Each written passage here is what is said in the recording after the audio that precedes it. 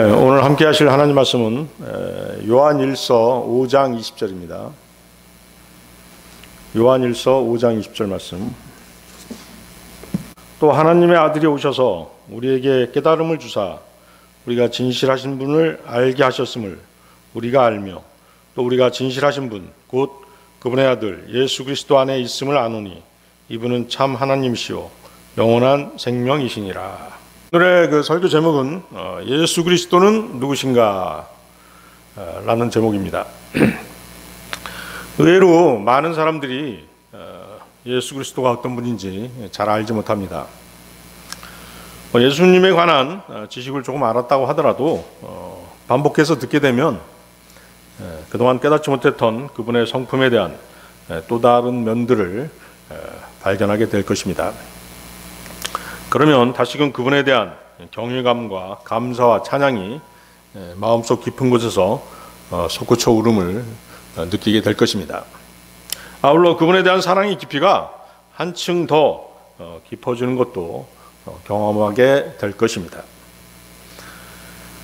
자, 본문에서 예수님을 참 하나님이시라고 말씀하십니다. 예수님이 참 하나님이시라는 사실은 삼위일체 교리를 통해서 우리가 확인할 수 있습니다. 자, 성경을 좀 찾아보겠습니다. 창세기 1장 26절 보십시오. 창세기 1장 26절.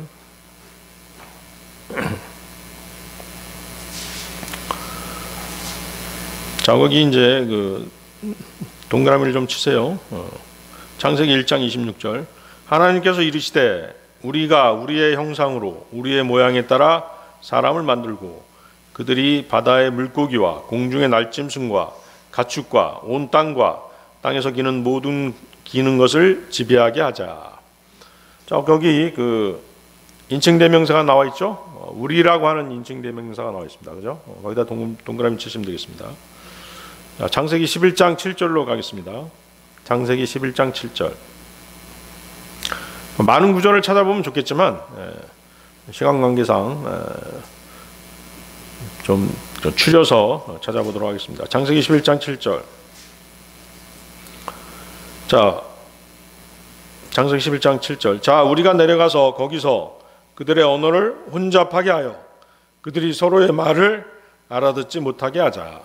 거기도 우리라는 인칭대명사 나와 있죠. 좋습니다. 이사야서 6장 8절도 보십시오. 이사야서 6장 8절.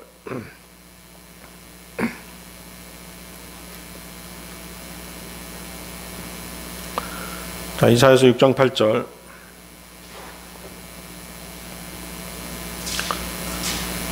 이사야서 6장 8절. 또한 내가 주의 음성을 들었는데 이르시기를 내가 누구를 보내며 누가 우리를 위하여 갈까 하시더라. 그때 내가 이르되 내가 여기 있나이다 나를 보내소서 하였더라. 거기도 이제 보면 인칭대명사 우리가 나와 있죠. 우리라고 하는 인칭대명사를 사용했다는 얘기는 하나님과 동등한 분이 여럿이 계시다는 것이죠. 그렇겠죠? 그러면 그분들이 누구시겠냐 하는 것이죠. 이사야서 다시 48장 16절 보십시오. 이사야서 48장 16절.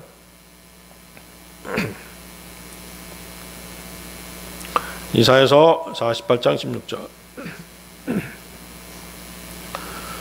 너희는 내게 가까이 나와 이것을 들으라. 내가 처음부터 은밀한 가운데 말하지 아니하였나니 그것이 있던 때부터 내가 거기 있노라. 이제 주 하나님과 그분의 영께서 나를 보내셨느니라. 여기는 어디다 밑줄 쳐야 되겠어요? 거기 주 하나님, 그분의 영, 나. 그렇죠? 그래서 하나님이 세 분이라는 사실을 알 수 있습니다. 주 하나님, 그분의 영, 나. 그럼 나는 누구겠어요? 예수님이시죠. 그렇죠? 성자 하나님이시죠? 주 하나님이 성부 하나님, 그리고 그분의 영이 성령 하나님이심을 알 수 있습니다. 자, 신약 성경을 통해서도 이 사실을 확인할 수 있는데요. 마태복음 3장 16, 17절 보십시오. 마태복음 3장 16, 17절.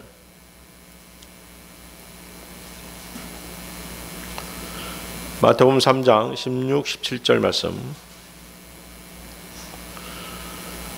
예수님께서 침례를 받으시고 곧바로 물속에서 올라오실 때 보라, 하늘들이 그분께 열렸으며 또 하나님의 영께서 비둘기같이 내려와 자기 위에 내려 앉으시는 것을 그분께서 보셨는데 보라, 하늘로부터 한 음성이 나서 이르시되 이 사람은 내 사랑하는 아들이라 내가 그를 매우 기뻐하노라 하시니라. 자, 여기 이제 그 세 분 하나님이 나오시죠. 예수님 계시고 또 거기 하나님의 영. 그다음에 여기 이제 이 말씀을 하시는 분이 누구세요? 성부 하나님이시죠? 그렇습니다. 자, 마태복음 28장 19절도 보십시오. 마태복음 28장 19절.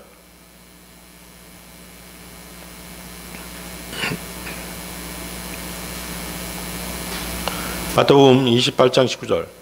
그러므로 너희는 가서 모든 민족들을 가르치고 아버지와 아들과 성령의 이름으로 그들에게 침례를 주며. 아주 명확하게 나와 있죠. 아버지와 아들과 성령, 그죠? 고린도후서 13장 14절 보십니다. 고린도후서 13장 14절.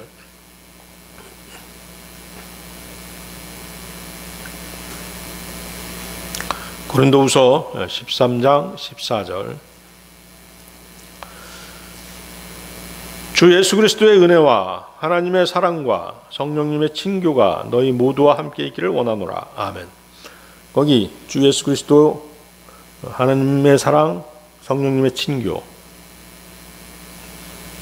삼위일체 하나님이 다 나오시죠.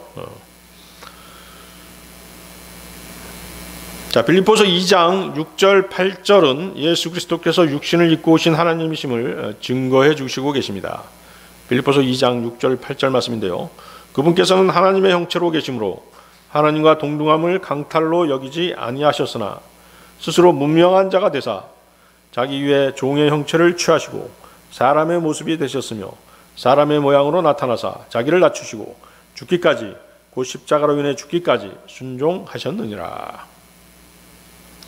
또 히브리서 1장 8절은 성부 하나님께서 아들이신 예수 그리스도께 오 하나님이여 라고 존대하시는 것을 볼 수가 있습니다.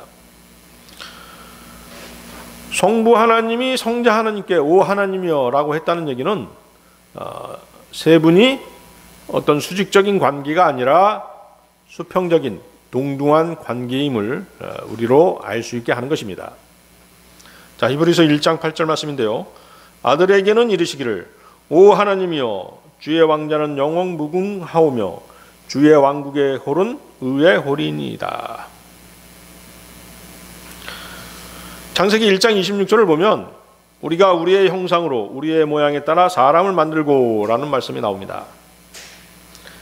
사람은 세 분 하나님의 형상대로 영혼, 몸, 세 요소로 창조되었습니다. 그러나 사람은 영혼, 몸이 따로 떨어져서 별도의 인격체로 활동할 수는 없습니다. 그러나 하나님께서는 성부, 성자, 성령 하나님이 개별적인 인격체로 활동하십니다. 하지만 세 분 중에 어느 한 분이라도 없으면 하나님이 될 수 없습니다. 세 분이시지만 한 분 하나님이시며 모두 권위와 능력이 동등하십니다. 그래서 성경에서는 이 세 분 하나님을 I am that I am 이라고 표현하죠. I am that I am 무슨 뜻입니까? 나는 스스로 존재한다 라는 뜻이죠. 스스로 존재하는 분이십니다. 자, 삼위일체 하나님, 삼위일체 하나님을 통해서 예수 그리스도가 참 하나님이심을 우리는 증명이 가능한 것입니다. 자, 예수 그리스도는 누구신가? 첫 번째, 그분은 길이요 진리요 생명이십니다. 요한복음 14장 6절을 보십시오. 요한복음 14장 6절 말씀. 자, 너무 유명한 구절이죠. 그렇지만 아주 심오한 구절입니다. 예수님께서 그에게 이르시되 내가 곧 길이요 진리요 생명이니 나를 통하지 않고는 아무도 아버지께 오지 못하느니라. 주님은 길 자체시고 진리 그 자체시며 생명 그 자체이십니다.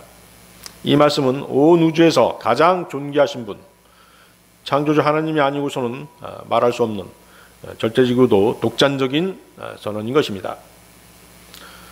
그래서 주님께서는 단호하게 나를 통하지 않고는 아무도 아버지께 오지 못하느니라고 말씀하시는 것입니다.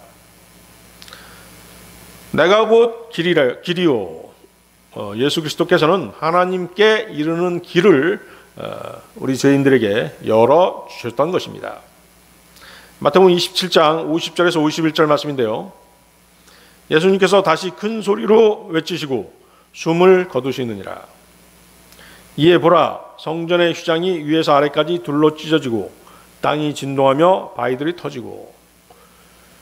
주님이 죽으시는 장면이죠. 십자가에서 죽으실 때 그 성전의 휘장이 위에서 아래로 찢어진 것입니다. 성전의 휘장, 여러분들 성막 우리 배웠지 않습니까? 성막은 뭘로 나눠지죠? 성소와 지성소로 나눠지죠. 그렇죠? 그 성소와 지성소를 가로막아 구분하던 것이 바로 휘장이죠. 그렇죠? 그 지성소에는 뭐예요? 하나님께서 임재하시는 곳이죠. 그래서 성전의 휘장은 예수 그리스도의 몸을 상징하는 것입니다. 성전의 휘장은 뭐라고요? 예수 그리스도의 몸. 성전의 휘장이 찢어졌다는 것은 예수 그리스도의 몸이 찢겼다는 것을 의미합니다. 실제로 예수님께서는 십자가에서 몸이 찢기셨죠.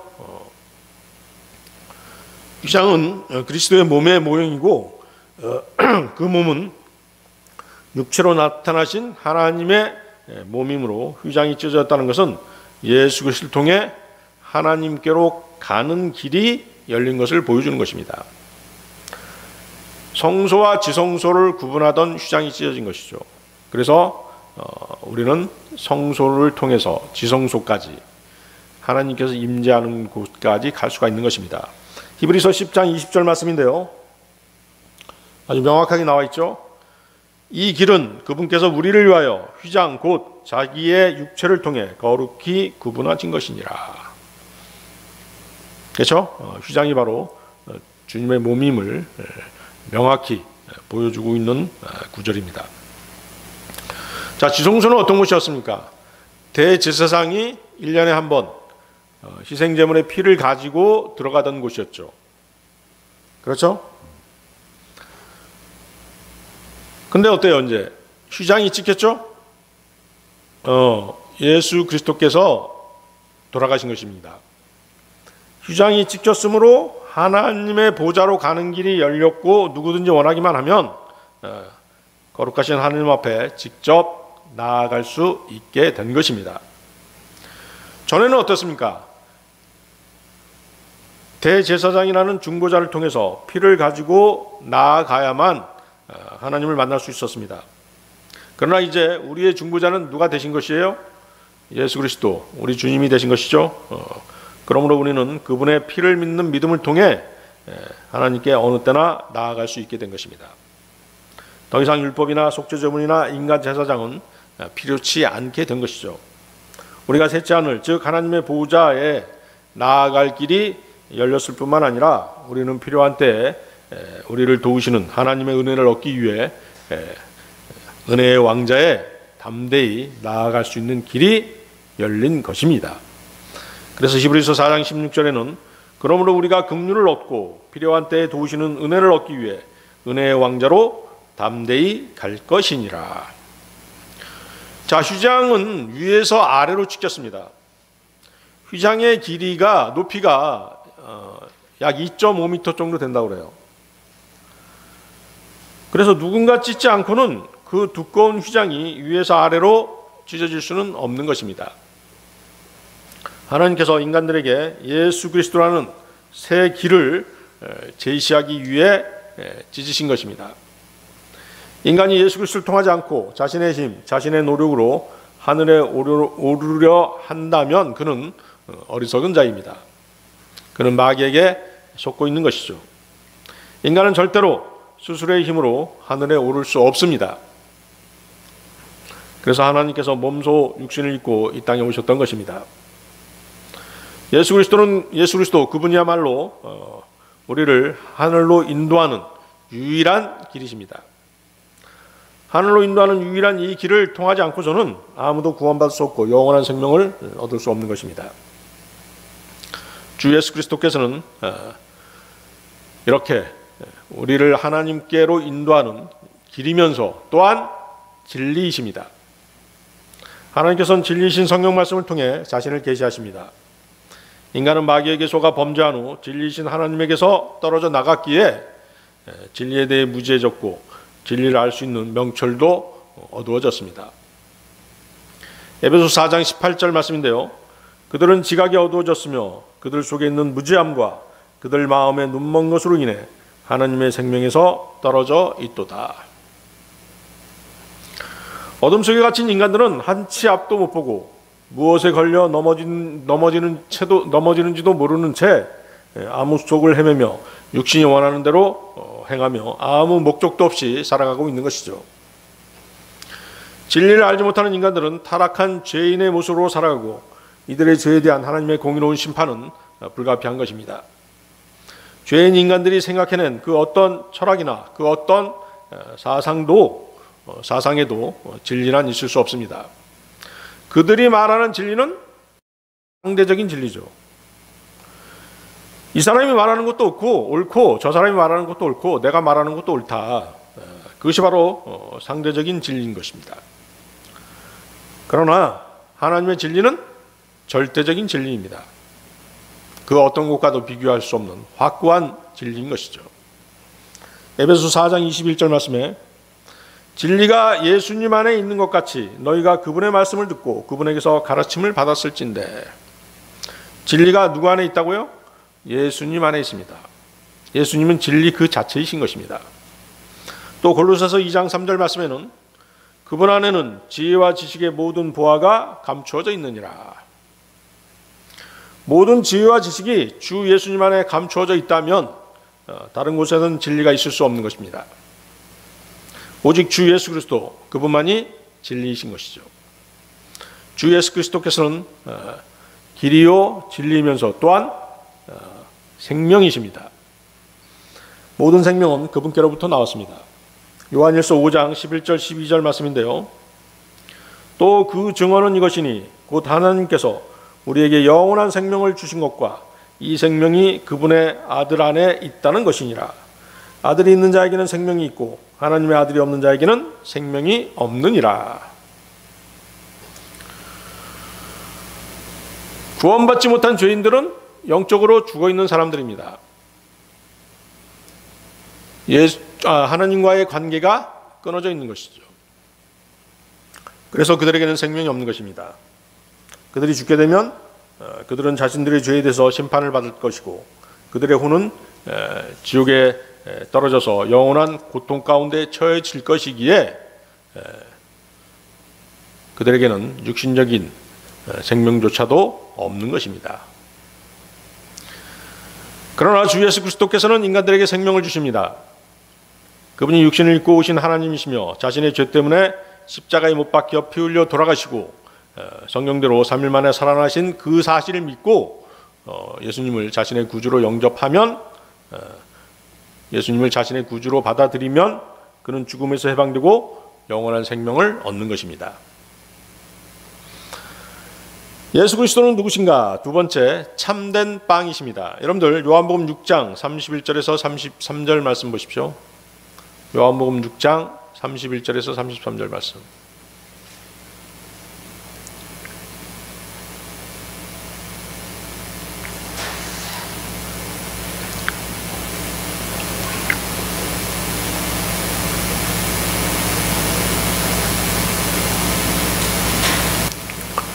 요한복음 6장 31절에서 33절 말씀 찾으셨나요? 기록된 바 그가 그들에게 하늘로부터 빵을 주어 먹게 하였도다 한 것 같이 우리 조상들은 사망에서 만나를 먹었나이다 하매, 그때 예수님께서 그들에게 이르시되 진실로 진실로 내가 너희에게 이르노니 모세가 너희에게 하늘로부터 그 빵을 주지 아니하였느니라.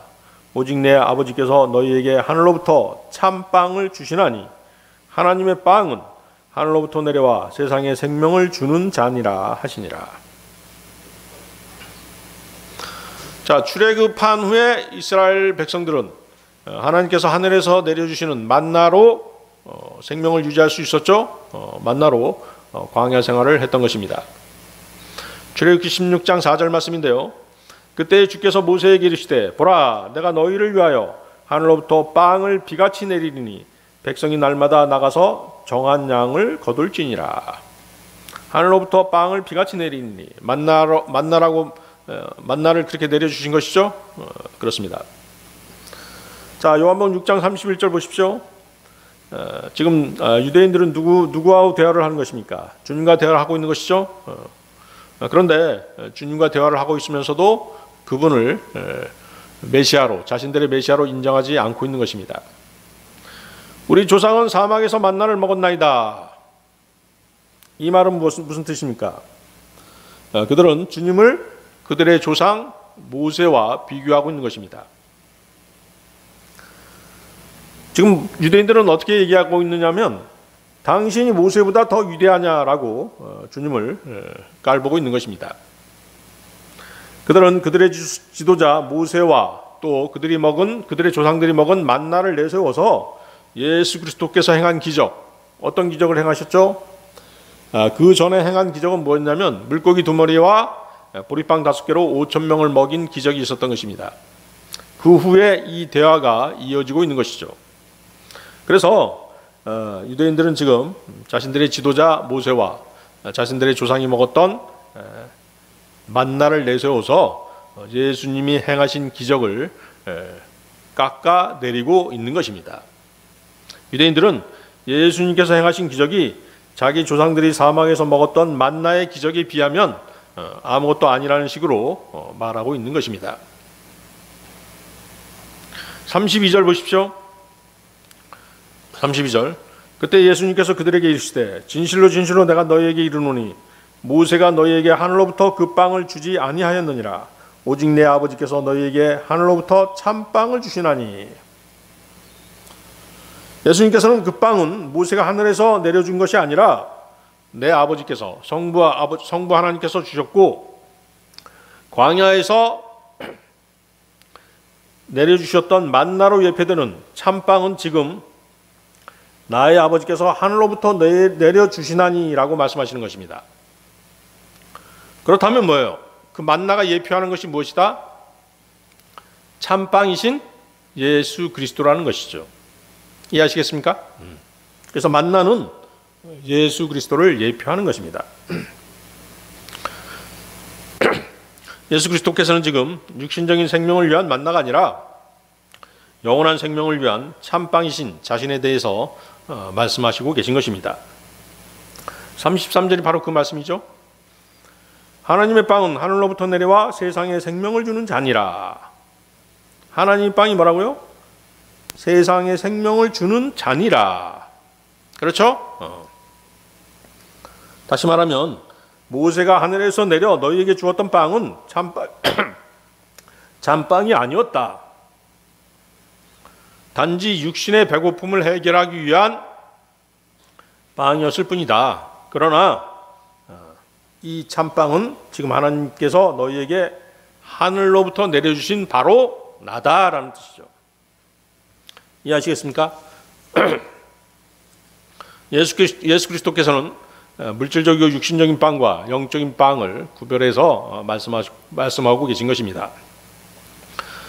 예수님께서는 영적인 빵으로 자신을 제시하십니다. 물질적이고 육신적인 빵은 썩는 음식일 뿐 영생에 이르는 음식이 아닙니다. 예수 그리스도께서는 사람들에게 빵을 먹고 배부른 까닭에 사람들이 자신을 따르고 있다고 꾸짖으셨고 그들이 자신을 왕으로 삼으려는 것을 거부하셨습니다. 그러면서 뭐라고 말씀하셨습니까? 요한복음 6장 27절에 썩어 없어지는 양식을 위해 수고하지 말고 영존하는 생명에 이르도록 항상 있는 그 양식을 위해 수고하라. 그것은 사람의 아들이 너희에게 주리니 그를 하나님 아버지께서 봉인하셨느니라. 이스라엘이 광야 생활을 할 때 하늘에서 내려주셨던 만나는 영원한 생명을 주는 진짜 빵이 아니었습니다. 참빵, 즉 하나님의 빵은 하늘에서 내려와 세상에 생명을 주시는 그분, 즉 예수 그리스도십니다. 이 빵은 썩는 빵이 아니라 영원한 생명을 주시는 빵입니다. 사람들은 눈에 보이는 육신적인 생명만을 생각하지만 주님께서는 언제나 영적인 생명을 강조하십니다. 영원한 생명은 오직 주 예수 그리스도를 믿고 그분을 영접할 때만 얻을 수 있습니다. 그렇기 때문에 예수 그리스도야말로 참빵이십니다. 이 참빵이 이스라엘에게 주신 만나와 다른 것은 이 참빵은 온 세상에 생명을 주시는 빵이라는 사실입니다. 만나는 이스라엘 백성들에게만 주어졌죠? 그렇죠?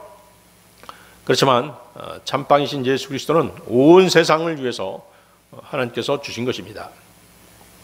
요한복음 3장 16절 말씀인데요. 하나님께서 세상을 이처럼 사랑하사 자신의 독생자를 주셨으니 이것은 누구든지 그를 믿는 자는 멸망하지 않고 영존하는 생명을 얻게 하려 하심이라.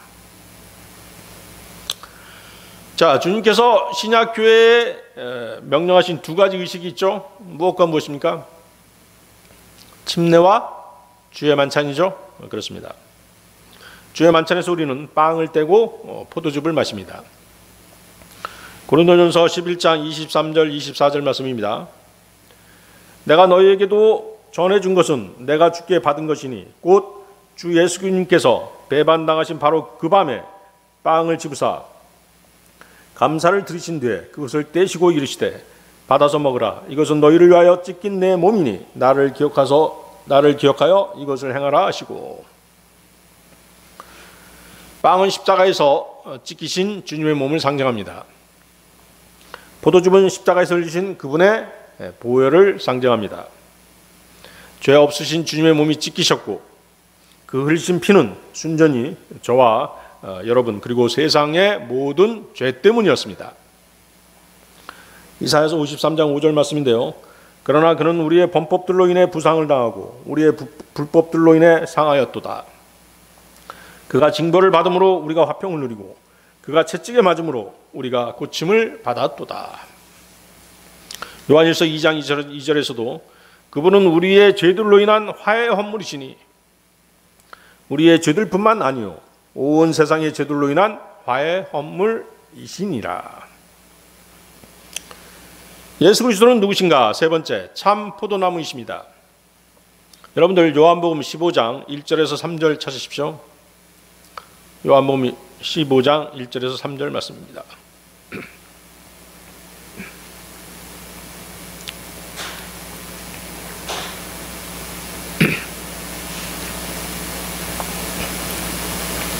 요한복음 15장 1절에서 3절 말씀. 나는 참 포도나무요 내 아버지는 농부시니 내 안에서 열매를 맺지 아니하는 모든 가지는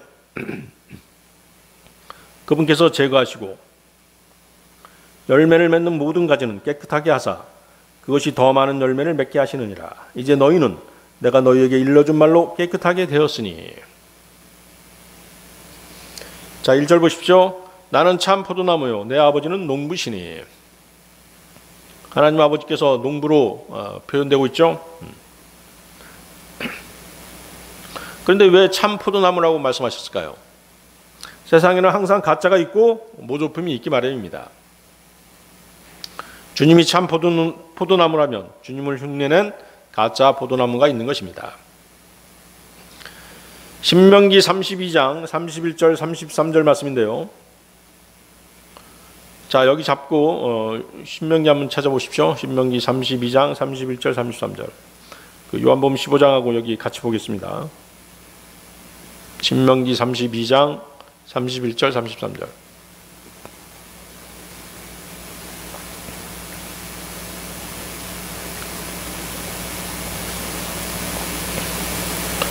찾으셨습니까? 그들의 반석은 우리의 반석과 같지 아니하니 우리 원수들도 스스로 그렇게 판단하는도다. 그들의 포도나무는 소돔의 포도나무요 고모라의 밭의 소산이니라. 그들의 포도는 쓸개 포도니 그들의 송이는 쓰며 그들의 포도주는 용들의 독이요 독사들의 지독한 독이니라.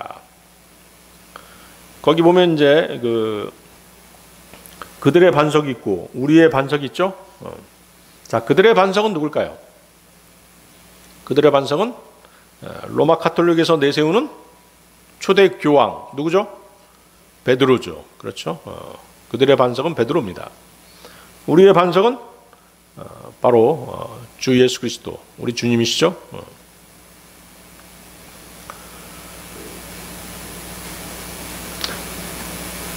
마태복음도 찾아보겠습니다. 마태복음 16장 18절 한번 보세요. 마태복음 16장 18절.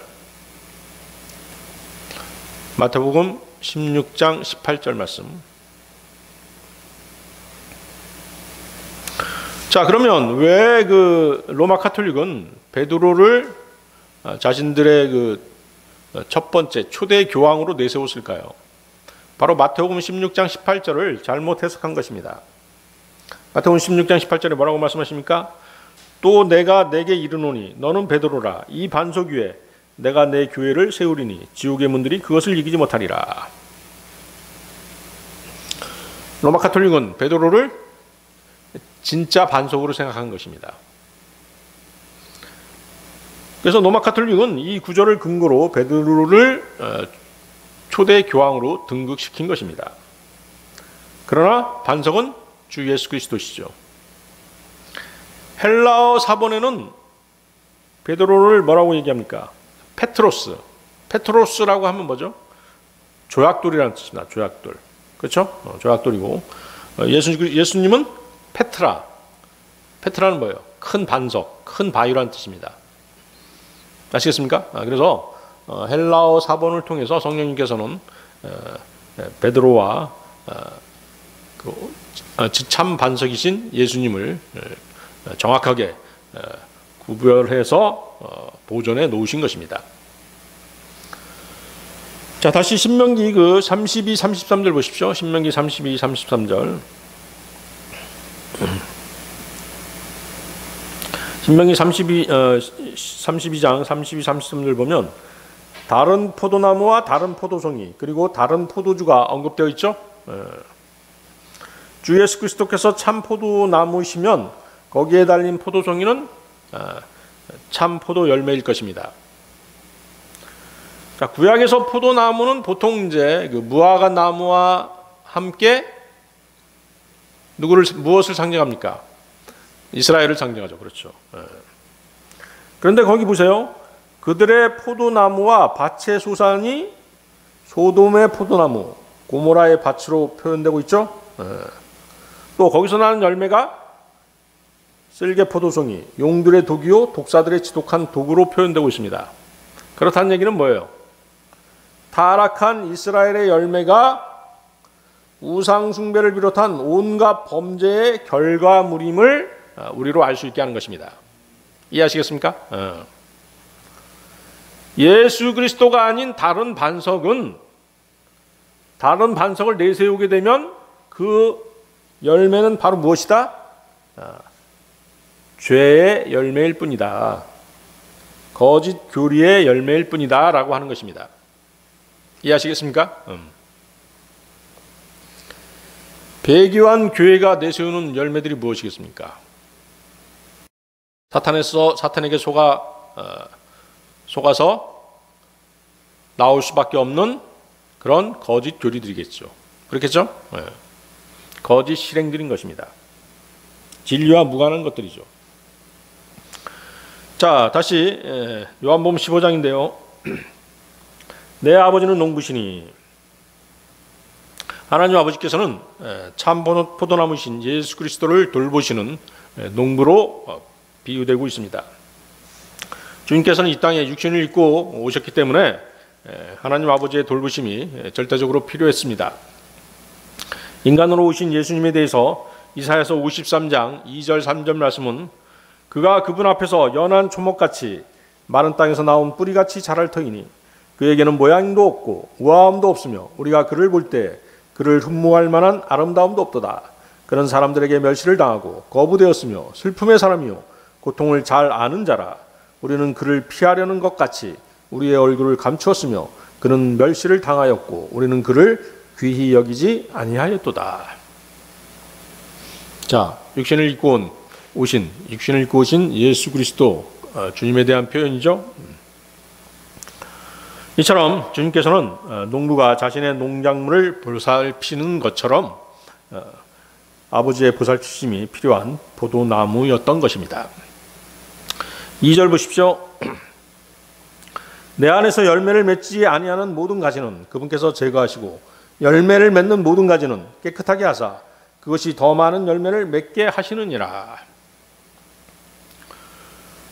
예수 그리스도께서는 지금 장차 형성될 신약교회의 열매 맺음에 대한 교리를 포도 열매를 예를 들어서 설명하고 계신 것입니다. 이 구절에서 열매 맺지 아니하는 모든 가지를 제거하시겠다라고 얘기하시죠. 그렇다면 열매 맺지 못하는 그리스도인들을 잘라서 없애시겠다라는 그 뜻으로 오해하시면 안 됩니다. 이 뜻은 무엇이냐면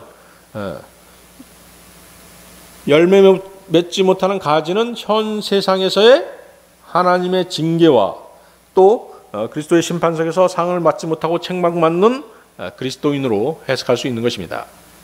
이해하시겠습니까?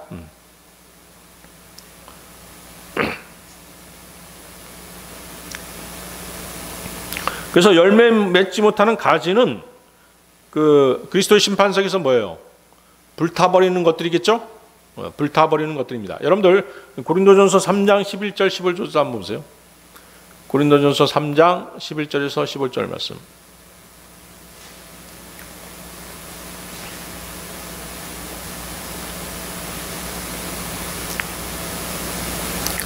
고린도전서 3장 11절에서 15절 말씀.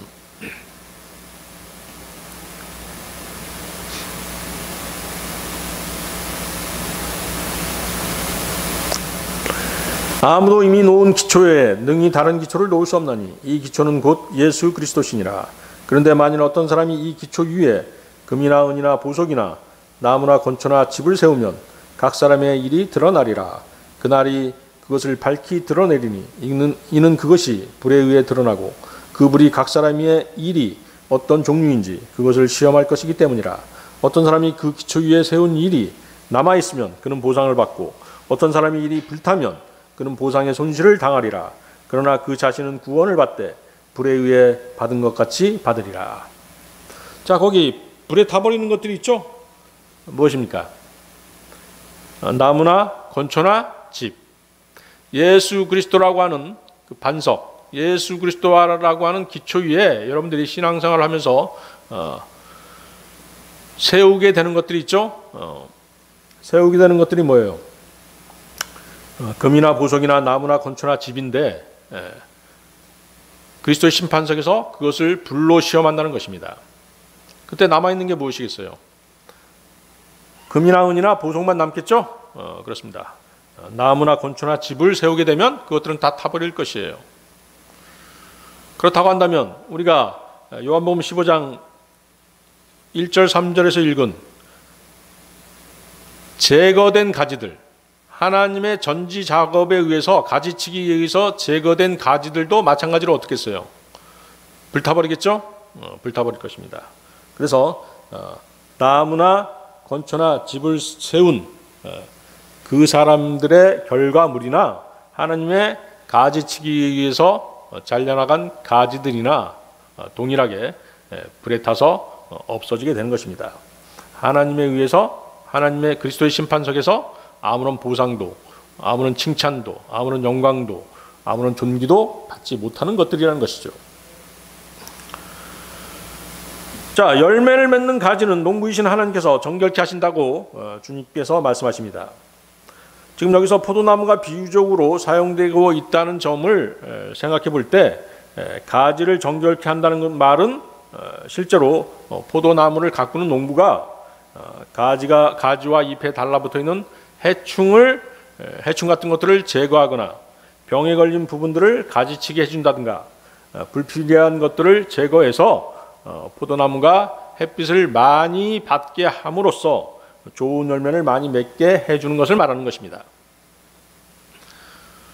자, 그러면 여기서 말씀하시는 열매란 무엇을 말하는 걸까요? 자, 그리스도인들의 열매하면 첫 번째 떠올릴 수 있는 게 무엇입니까? 구령의 열매죠? 그렇습니다. 복음을 전해서 많은 사람들을 주님께로 인도하는 구령의 열매를 먼저 생각할 수 있습니다. 그러나 성경은 그것뿐만 아니라 무엇을 얘기하십니까? 성령의 열매를 말씀하시죠. 그렇습니까? 갈라디아서 5장 22절 23절 말씀인데요. 그러나 성령의 열매는 사랑과 기쁨과 화평과 오래 참음과 부드러움과 선함과 믿음과 온유와 절제니 이 같은 것을 대적할 법이 없느니라. 그래서 여러분들은 무엇을 매달고 있어야 된다는 것입니까? 성령의 열매를 매달고 있어야 된다는 것이죠. 여러분들은 가지지 않습니까? 그럼 포도나무에서 가지가 하는 일이 무엇이겠습니까? 가지가 하는 일이란 오직 열매를 매달고 있는 것입니다. 다시 말해서 가지가 열매를 생산하는 것은 아니라는 것이죠.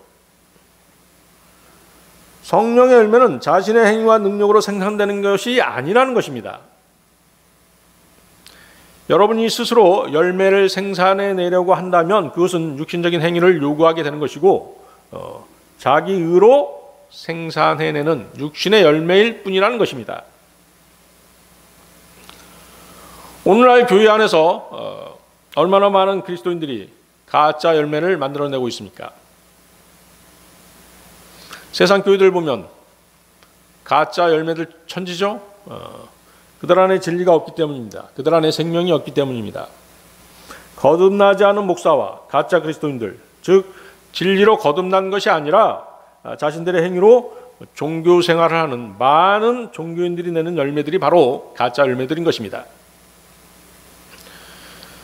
예수 그리스도의 사랑을 유지한 가짜 사랑, 위조된 기쁨, 위조된 화평, 위조된 오래 참음, 그리고 매우 인간적인 가짜 친절과 가짜 선함, 자신의 의를 바탕으로 한 위조된 온유와 절제들, 이러한 모든 것들은 가짜 믿음에서 나온 거짓 열매들일 뿐인 것입니다. 그들은 이런 것들을 자기 힘으로 만들어냈기 때문에 이런 모조품들밖에는 만들어낼 수 없는 것입니다. 예수 그리스도께서는 나는 참 포도나무다라고 말씀하십니다. 그렇다면 그 포도나무에는 참 포도 열매가 맺혀야 마땅합니다. 여러분이 거듭났다면 참 포도나무의 가지입니다. 여러분은 그 가지에 가짜 포도 열매를 매달아 놓아서는 안 되는 것입니다. 그러나 여러분 스스로가 포도 열매를 생산해내려고 시도하다 보면 그 가지에는 가짜 열매가 달리게 된다는 것입니다. 진짜 열매를 생산해내는 일은 여러분들이 하는 것이 아니라 누가 하시는 것입니까? 성령님께서 하시는 일입니다. 여러분은 그 진짜 포도 열매인 성령의 열매를 달고 있기만 하면 되는 것입니다. 여러분은 포도나무가 여러분을 통해서 포도 열매를 내도록 해야지 여러분 스스로가 열매를 만들려고 해서는 안 됩니다. 포도나무가 내놓은 열매를 달고 있는 일을 하는 것, 그것이 바로 그리스도인들이 할 일입니다. 여러분은 가지일 뿐입니다. 여러분이 알아야 하는 것은 여러분이 무엇인가 잘못한 것이 있다면 그것은 전적으로 여러분의 육신의 죄의 결과물일 뿐입니다. 그러나 그리스도인으로서 무엇인가 간증할 것이 생겼다면 그것은 전적으로 성령님께서 좋은 열매를 우리에게 매달아 주셨기 때문입니다. 성령님께서는 좋은 열매를 내시고 그것을 여러분에게 달아 놓으시려고 하시는 것입니다. 갈라디아서 2장 20절에 이런 말씀이 있죠. 내가 그리스도와 함께 십자가에 못 박혀 있으나 그럼에도 불구하고 사노라. 그러나 내가 아니요 그리스도께서 내 안에 사시느니라. 나는 지금 내가 육체 안에서 사는 삶을 나를 사랑하사 나를 위해 자신을 주신 하나님의 아들의 믿음으로 사노라. 우리 안에 누가 계십니까? 주님께서 계시죠? 영으로 우리 안에 계십니다. 여러분 안에 들어와 계신 주님께서 모든 일을 하셔야만 여러분에게 온전한 열매가 맺힌다는 뜻입니다. 여러분이 무엇을 하는 것이 아니라 주님께서 하신다는 말씀이죠. 하지만 여러분이 주님이 주시는 좋은 열매를 달고 있으려면 주님께서 모든 일을 하시지만 주님께서 열매를 만들어내시고 여러분들은 어떻게 해야 됩니까? 그 열매를 가지인 여러분들은 그 열매를 매달고 있어야 되지 않습니까? 그렇죠? 그러려면 어떻게 돼요? 그 가지가 정결해야 되겠죠? 깨끗해야 되는 것입니다. 먼저 자신을 정결케 해야 아름다운 열매를, 성령의 열매를 매달고 있을 수 있는 것입니다. 그 정결함을 위해 하나님께서는 가지치기를 하시는 것입니다. 그러면 여러분들을 정결케 하는 것은 무엇일까요? 하나님의 말씀입니다. 여러분이 말씀에 순종할 때 여러분은 정결케 되고 많은 열매들을 맺을 수 있는 것입니다. 에베소 5장 26절 말씀이죠. 이것은 그분께서 말씀을 통해 물로 씻음으로 교회를 거룩히 구별하고 정결하게 하려 하시며. 다시 거기 15장 3절 보십시오. 15장 3절. 요한복음 15장 3절. 자, 뭐라고 말씀하십니까? 이제 너희는 내가 너희에게 일러준 말로 깨끗하게 되었으니. 내가 너희에게 일러준 말로 깨끗하게 되었으니. 그리스도인들은 주님의 말씀을 통해 정결케 되는 것입니다. 이런 점에서 주님의 말씀은 가지치기의 훌륭한 도구가 되는 것입니다. 자, 여러분들 그 가지치기 해보셨나요? 전지가위가 있죠? 전지가위가 있는 것입니다. 나쁜 가지, 병든 가지를 잘라내는 전지가위의 역할을 하는 것이 바로 하나님의 말씀인 것입니다. 히브리서 4장 12, 13절 말씀인데요. 하나님의 말씀은 살아있고 권능이 있으며 양날 달린 어떤 검보다도 예리하여魂과 영과 및 관절과 골수를 찔러 둘로 나누기까지 하고 또 마음의 생각과 의도를 분별하는 분이시니 그분의 눈앞에서 드러나지 아니하는 창조물이 하나도 없고 모든 것이 우리와 상관하시는 그분의 눈에 벌거벗은 채 드러나 있느니라. 하나님의 말씀은 여러분이 영적으로 어디가 문제가 있는지를 정확하게 진단해 내실 뿐만 아니라 그 병든 환부들을 말끔히 제거하시기까지 합니다. 그렇기 때문에 여러분들은 교회의 예배에 빠져서 말씀을 놓치는 일이 없도록 해야 하는 것입니다. 여러분이 교회에 출석해서 설교를 통해 하나님의 말씀을 듣는 것은 그리스도인으로서 갖춰야 할 최소한의 기본 자세인 것입니다. 그런데 이것을 실천하지 못하는 사람들이 많이 있습니다. 주님께서는 반드시 주님께서 일러준 말을 통해서 깨끗해진 그 사람들만을 의의 도구로 사용하시는 것입니다. 여러분들은 경배에 부지런히 참석하고 하나님의 말씀을 읽고 공부하는 일을 게을리해서는 안 됩니다. 교회 출석을 가볍게 생각하는 사람들은 한 주간 살아가는 데 있어서 영적 양식을 거두지 못하는 사람이고 또 이런 일들이 계속 반복되다 보면 그는 영적 기아 상태에 이르러서 하나님의 말씀을 공급받지 못하다 보니까 영적 기아 상태에 이를 수밖에 없죠. 결국은 어떻게 됩니까? 말라 비틀어져서 고사하고 마는 것입니다. 그런 사람은 다시 세상으로 흘러가거나 영적이지 못하고 육신적인 그리스도인으로서 살아가면서 간증 없는 삶을 살게 되는 것입니다. 하나님의 말씀은 여러분을 각성시키는 것으로 끝나지 않습니다. 하나님의 말씀은 여러분에게 기쁨을 줍니다. 감사하게 합니다. 하나님의 말씀을 통해서 찔림을 받습니다. 그래서 그 하나님의 말씀으로 인한 슬픔을 맛볼 수도 있습니다. 찬송하고픈 충동을 일으킵니다. 여러분이 주님의 말씀으로 깨끗하게 되었을 때 감사와 기쁨을 주는 것입니다. 그 감사와 기쁨을 주는 하나님의 말씀을 소홀하게 된다면 여러분들은 다시금 정결케 되는 하나님의 가지치기에 참여할 수 없는 것이죠. 따라서 여러분들은 주일날 교회에서 예배 시간을 통해 듣는 설교를 절대로 소홀히 생각해서는 안 되는 것입니다. 예수 그리스도는 누구신가? 네 번째, 참 빛입니다. 여러분들 요한복음 1장 9절 보십시오. 요한복음 1장 9절.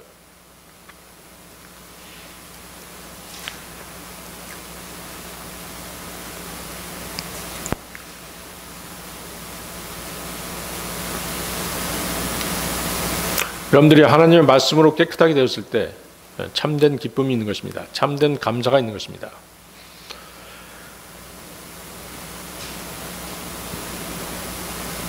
요한복음 1장 9절, 그 빛은 참 빛으로 세상에 들어오는 모든 사람을 비추느니라.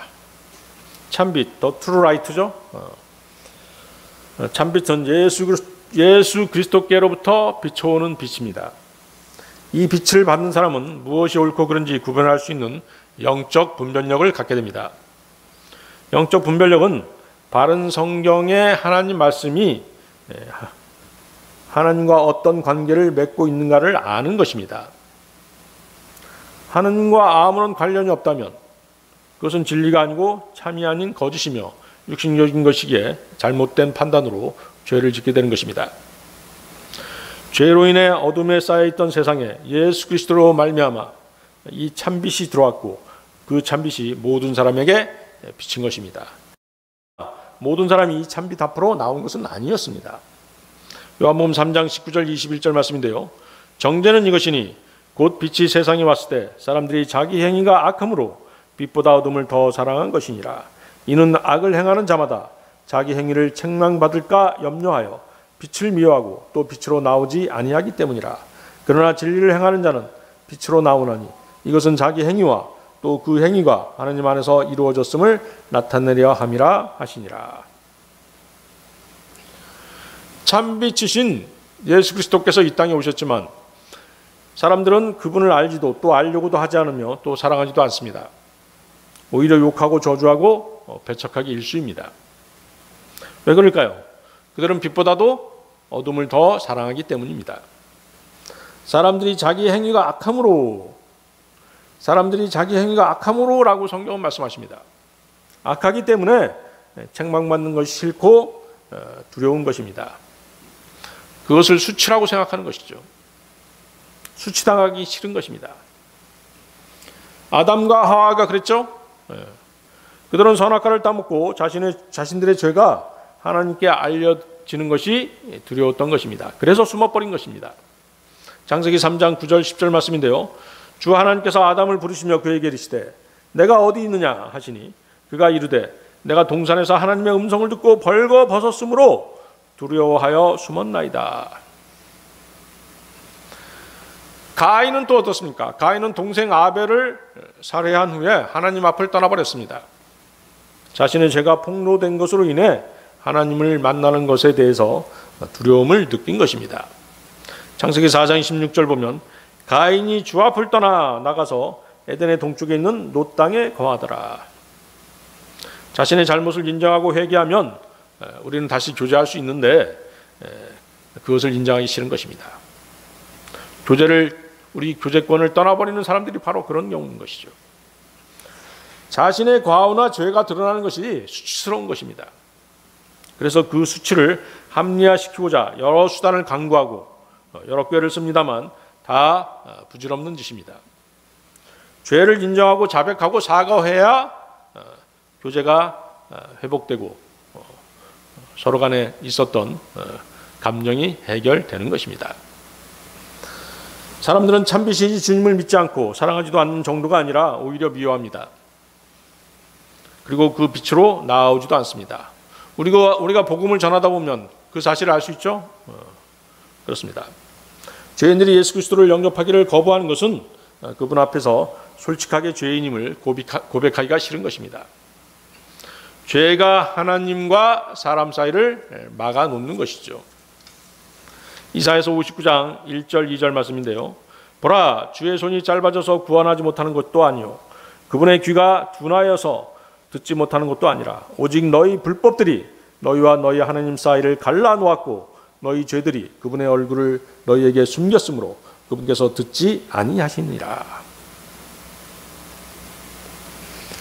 그렇기 때문에 복음을 전하는 사람은 반드시 이 죄를 지적하지 않으면 안 되는 것입니다.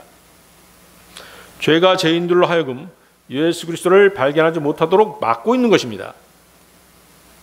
만일 어떤 사람이 나는 죄가 없다, 나는 죄인이 아니다라고 말한다면 그 사람은 자기 의로 지옥에 가는 사람입니다.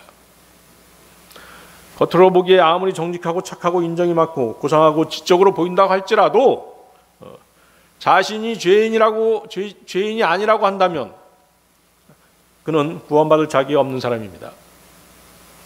하나님께서 받아주시는 사람은 죄인들입니다. 그것도 어설픈 죄인이 아니라 머리끝에서 발끝까지 나는 완전한 죄인이다 라고 시인하는 사람을 하나님께서는 받아주시는 것이죠. 이사야서 57장 15절 말씀에 높고 높으며 영원에 거주하고 이름이 거룩함인 이같이 말하노라. 나는 높고 거룩한 곳에 거하며 또한 통회하고 겸손한 영을 지닌 자와 함께 거하나니 이것은 겸손한 자의 영을 소생시키며 통회하는 자들의 마음을 소생시키려 함이라.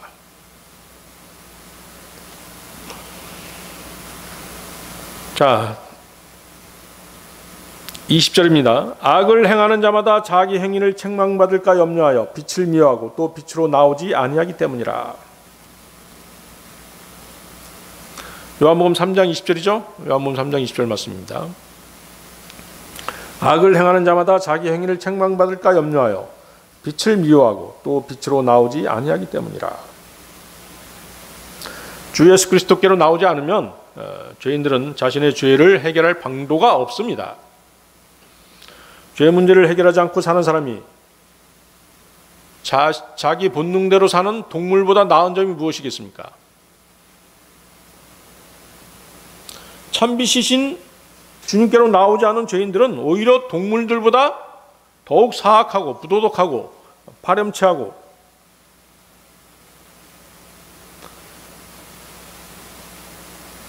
그렇지 않을까요? 네. 동물들은 뭐예요? 오직 본능에 충실하도록 지음을 받았죠? 그렇기 때문에 그들은 심판을 받지 않고 지옥에 던져지지도 않는 것입니다. 시편 49편 20절 말씀인데요. 존귀함 가운데 거하면서도 깨닫지 못하는 사람은 멸망하는 짐승과 같도다. 하나님께서 사람을 존귀하게 지었지만 그들은 오히려 하나님을 미워하고 하나님을 배척하는 것입니다. 빛 가운데로 나오기를 거부하고 있는 것입니다. 다시 21절 보십시오. 진리를 행하는 자는 빛으로 나오나니 이것은 자기 행위와 또 그 행위가 하나님 안에서 이루어졌음을 나타내려 함이라. 아주 대조적이죠. 빛을 거부하는 자들은 빛을 거부하는 자들과 달리 진리를 행하는 자들, 주님의 그 참 빛을 비춤받은 사람들은 뭐라고 말씀하시는 겁니까? 자기 행위와 또 그 행위가 하나님 안에서 이루어졌음을 나타내려 함이라. 악한 행위는 하나님께서 보실까 두려워서 몰래 행해집니다. 그렇죠? 모든 범죄는 은밀하게 행해지지 않습니까? 그러나 진리의 행위는 오히려 하나님께 칭찬을 받기를 바라면서 숨김없이 행해진다는 것입니다. 옳은 일을 하는 사람들은 양심의 가책을 받지 않기에 당당하게 그 의로운 일을 자랑스러워하는 것입니다. 하나님께서 받으시는 일을 하고 있기에 누가 뭐라고 하든지 꺼리낌 없이 자신의 옳은 행위를 드러내는 것입니다. 그렇죠? 우리가 거리에 나가서 복음을 전할 때 많은 사람들이 배척하고 손가락질하고 욕을 하고 심지어 경찰에다 신고하겠다고 협박하는 사람들도 있죠. 그렇지만 어떻습니까? 우리는 그들을 피해서라도 당당하게 하나님 말씀, 하나님의 진리, 복음을 제시하지 않습니까? 그러나 악을 행하는 사람은 하나님께서 보실까 봐 두려워서 어둠 속에서 행하고 어둠 속에 숨어 있는 것입니다. 진리를 행하는 자는 빛으로 나오나니, 사람이 진리를 찾고 진리를 행하기로 결심하면 그는 예수 그리스도께로 나올 수밖에 없습니다. 나오기 마련이죠. 진리를 의심치 않는 사람은 성경의 모든 것을 의심하지 않습니다. 우리가 바이블 빌리버라고 하면 성경에 있는 모든 말씀들을 의심할 수가 없는 것이에요. 다 아멘이 되는 것입니다. 구원받은 그리스도인들은 예수 그리스도께로 나온 사람이며 진리를 찾는 사람들이기에 여러분이 원하기만 하면 성령님께서는 여러분이 모든 진리를 깨달을 수 있도록 도와주실 것입니다. 그러나 진리를 구하지 않는 사람에게 하나님께서는 아무런 의무도 지우지 않습니다. 그냥 그들의 그 상태 그대로 내버려 두시는 것입니다. 자, 오늘 설교의 결론입니다. 육신을 입고 오신 하나님, 주 예수 그리스도는 하나님의 길, 하나님의 진리, 하나님의 생명이십니다. 우리는 참빵이신 주님을 의존하기에 세상이 주는 기쁨을 찾지 않습니다. 우리는 참 포도나무에 달린 가지들입니다. 우리는 하나님의 말씀으로 자신을 정결케 해서 주님께 기쁨이 되는 열매들을 맺습니다. 우리는 세상 어둠에 비치는 참빛이신 주님으로부터 조명을 받고 인도를 받습니다. 또한 예수 그리스도 우리 주님은 신실하시고 진실하신 분이십니다. 계시록 3장 14절에 라오디게아 사람들의 교회의 천사에게 편지하라. 천사에게 쓰라. 아멘이요 신실하고 진실한 증인이요 하나님의 창조를 시작한 이가 이것들을 말하노라. 계시록 19장 11절 말씀에도 또 내가 하늘이 열린 것을 보니 보라 흰말이라. 그 위에 타신 분은 신실하시니 참되시니라 불리더라. 그분은 의로 심판하며 전쟁을 하시느니라. 우리는 신실하고 진실하신 분을 섬기며 주님과 더불어 거룩한 삶을 살아야 합니다. 주님은 참 하나님으로서 감사와 찬양과 존귀와 모든 영광을 받으시기에 합당하신 분이십니다. 다 같이 기도하시겠습니다.